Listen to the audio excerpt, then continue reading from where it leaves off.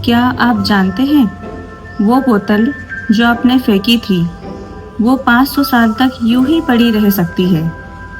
हम इंसान रोजाना लाखों टन प्लास्टिक फेंकते हैं, नदी में, खेतों में और अंत में खुद अपने जीवन। अब वक्त आ गया है एक छोटा सा बदलाव करने का। से नो टू प्लास्टिक, से यस टू लाइफ। नमस्ते दोस्तों, आज हम एक ऐसे विषय पर एकत्रित हुए हैं जो न केवल हमारी धरती से जुड़ा है, बल्कि हमारी सांसों से, हमारे जीवन से और हमारे भविष्य की गहराई से जुड़ा हुआ है। विश्व पर्यावरण दिवस। हर वर्ष 5 जून को हम यह दिन मनाते हैं ताकि हम यह याद रख सके कि प्रकृति केवल देखने की वस्तु नहीं है, बल्कि यह जीवन का आधार है। इस वर्ष 2025 की थीम है बीस्ट प्लास्टिक पॉल्यूशन, यानी प्लास्टिक प्रदूषण को समाप्त करें। यह थीम केवल एक नारा ही नहीं है, बल्कि यह एक चेतावनी है और साथ ही एक अवसर भी है अपने भविष्य को बचाने का, अपने पर्यावरण को पुनः स्वस्थ करने का। Plastic pollution. हर साल करोड़ों टन प्लास्टिक हमारे समुद्रों, नदियों, जंगलों, शहरों में फेंका जाता है। ये प्लास्टिक न सड़ता है, न गलता है, बस जमा होते जाता है। यह जानवरों को मारता है, जमीन को जहर बनाता है और हवा में भी जहर घोलता है।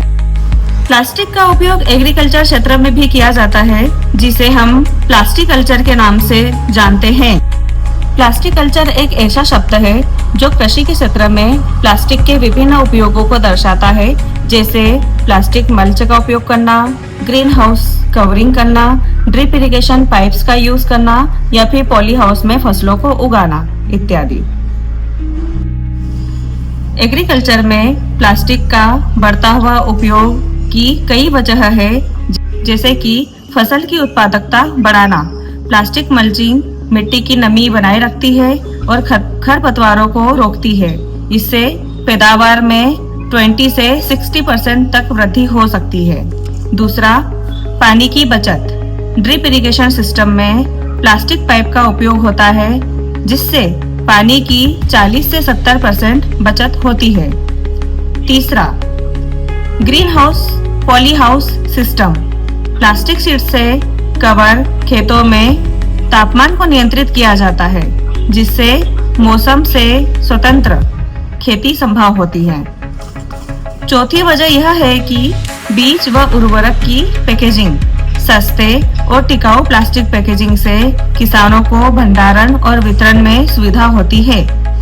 एग्रीकल्चर में बढ़ते हुए प्लास्टिक की वजह से कृषि तथा कृषि के उत्पादों पर बहुत नेगेटिव प्रभाव पड़ रहा है, जैसे मिट्टी की गुणवत्ता पर प्रभाव, सॉइल डिग्रेडेशन। खेतों में जमा प्लास्टिक की थैलियां, पॉलीथीन, पैकेजिंग और मल्चिंग शीट्स धीरे धीरे छोटे छोटे टुकड़ों में टूट जाती है, जिसको माइक्रोप्लास्टिक्स कहा जाता है। ये माइक्रोप्लास्टिक्स मिट्टी की संरचना को बदल देते हैं। परिणामतः जल धारण क्षमता कम होती है, मिट्टी का एरेशन बाधित होता है और पोषक तत्वों का चक्र बिगड़ता है। दूसरा नेगेटिव प्रभाव ये पड़ता है कि बीज अंकुरण व फसल वृद्धि पर नेगेटिव प्रभाव। माइक्रोप्लास्टिक मिट्टी में नमी बनाए रखने की क्षमता को प्रभावित करता है, जिससे बीजों का जर्मिनेशन रुक सकता है। पौधे की जड़ें प्लास्टिक से घिर जाने की वजह से गहरी नहीं जा पाती, जिससे फसल कमजोर हो जाती है।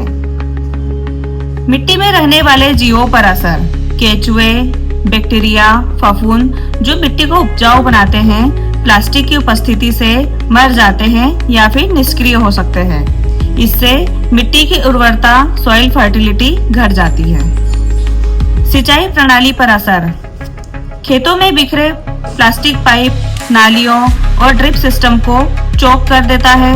परिणाम स्वरूप पानी की बर्बादी होती है और फसल को पर्याप्त पानी नहीं मिल पाता है। फसलों में माइक्रोप्लास्टिक का प्रवेश। रिसर्च से पता चला है कि कुछ फसलें जैसे कि टमाटर, पालक और गाजर आदि की जड़ों में माइक्रोप्लास्टिक कणों का प्रवेश हो सकता है। इससे फूड सेफ्टी पर सवाल उठते हैं, मानव स्वास्थ्य पर खतरा बढ़ता है। कृषि में प्लास्टिक का गलत उपयोग। प्लास्टिक मल्चिंग कृषि में कारगर तो है, लेकिन अगर मल्च शीट को सही ढंग से हटाया नहीं गया तो यह प्रदूषण का कारण बन जाती है। उर्वरक और बीजों की पैकेजिंग खेतों में ही फेंकी जाती है। ये कई दिनों तक सड़ती नहीं है, जो कि प्लास्टिक प्रदूषण का कारण बनती है। रसायनों का रिसाव। प्लास्टिक से बीपीए जैसे रसायन निकलते हैं जो मिट्टी को विषैला टॉक्सिक बना देते हैं। ये पौधे द्वारा अवशोषित होकर हमारी भोजन श्रृंखला में प्रवेश कर सकते हैं। दोस्तों, जैसे कि आपको पता चल ही गया है कि अगर प्लास्टिक भूमि को प्रदूषित करेगी तो भूमि पे उत्पादित जो फसल है, जो कृषि हम करते हैं, उसको भी प्रदूषित करेगी। और उसके बाद कृषि का जो प्रोडक्ट है, जो भी उत्पादकता निकलती है, अगर उसे मानव खाएगा तो मानव पे भी विषैला प्रभाव पड़ेगा। दोस्तों, प्लास्टिक केवल खेतों तक ही सीमित नहीं रह गया है, बल्कि यह हमारे भोजन, पानी तथा शरीर में भी प्रवेश कर गया है। माइक्रोप्लास्टिक का हमारे भोजन में प्रवेश। खेतों में plastic mulching, drip irrigation pipes और रासायनिक खाद की प्लास्टिक पैकेजिंग के कारण प्लास्टिक मिट्टी में जमा हो जाता है। ये प्लास्टिक धीरे धीरे माइक्रोप्लास्टिक में बदलकर पौधों की जड़ों से होते हुए फल और सब्जियों में भी प्रवेश करता है। जब हम ये फसलें खाते हैं तो माइक्रोप्लास्टिक हमारे शरीर में चला जाता है।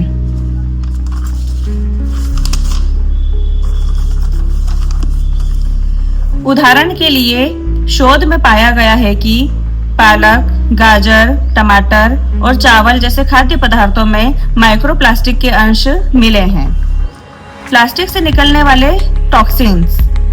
कुछ प्लास्टिक जैसे पीवीसी या बीपीए वाले प्लास्टिक विषैले रसायन छोड़ते हैं।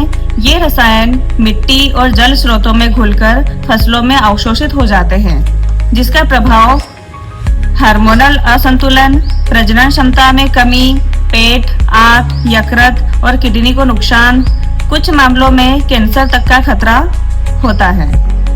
जल प्रदूषण के जरिए मानव शरीर में प्रवेश। खेतों से बहने वाला प्लास्टिक युक्त कचरा नदियों, जलाशयों में पहुंचकर पेयजल को प्रदूषित करता है। खाद्य सुरक्षा पर खतरा। प्लास्टिक से प्रभावित मिट्टी की फसलों की गुणवत्ता गिरती है, जैसे कि पोषक तत्व कम और रासायनिक स्तर का बढ़ जाना। इसका असर सीधे मानव पोषण पर होता है। रोग प्रतिरोधक क्षमता पर प्रभाव। माइक्रोप्लास्टिक शरीर में जाकर इम्यून सिस्टम को कमजोर करता है। दोस्तों, अब तक हमने जाना कि प्लास्टिक प्रदूषण होता क्या है, प्लास्टिक कल्चर होता क्या है, प्लास्टिक का कृषि में उपयोग करने से फसलों पर क्या प्रभाव पड़ता है, भूमि पर क्या प्रभाव पड़ता है, और उन्हीं फसलों के प्रोडक्ट अगर हम खाते हैं तो मानव शरीर पर क्या क्या नेगेटिव प्रभाव पड़ सकते हैं। अब अगले नेक्स्ट पॉइंट में मैं आपको इन सब का समाधान बताना चाहूंगी। बायोडिग्रेडेबल अल्टरनेटिव्स अपनाएं। जैसे अगर आप प्लास्टिक मल्च का उपयोग कर रहे हो तो ऐसी मल्च का उपयोग करो जिसकी प्लास्टिक जैविक रूप से ऑटोमेटिक विघटित हो जाए। अगर माइक्रोप्लास्टिक हमारी खाद्य श्रृंखला में इंटर हो रहा है तो हमें इस सब्जेक्ट पर, इस टॉपिक पर ज्यादा से ज्यादा शोध करना चाहिए और ज्यादा से ज्यादा निगरानी प्रणाली अपनाना चाहिए। किसानों को प्लास्टिक कल्चर की ज्यादा से ज्यादा प्रशिक्षण दिया जाए तथा इस विषय के लिए जागरूकता दी जाए कि प्लास्टिक का नियंत्रण कैसे किया जाता है,